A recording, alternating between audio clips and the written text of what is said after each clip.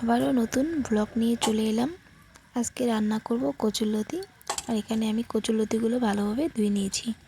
আর এখানটা লাগবে পেঁয়াজ, রসুন আর কাঁচা লঙ্কা। আর প্রথমে আমি ভালোভাবে ভেজে নিচ্ছি পেঁয়াজ আর কচুরলতাটা।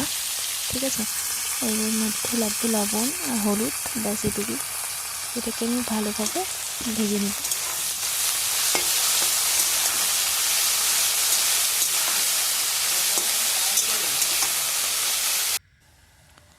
ভাজা যে কমপ্লিট। তারপর এখানটায় একটু রসুন সম্বার দিয়ে, তারপর এখানটায় লঙ্কা, তারপর পেঁয়াজ রসুন এগুলো আমি পেস্ট দিয়ে দিচ্ছি। তারপর একটু হলুদ দিয়ে দেব। হলুদ দিয়ে দেওয়ার পর তারপর এটাকে ভালোভাবে কষিয়ে নেব।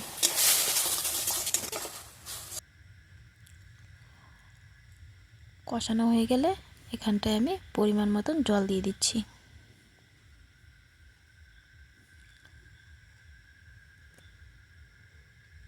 জলটা ফুটে গেছে।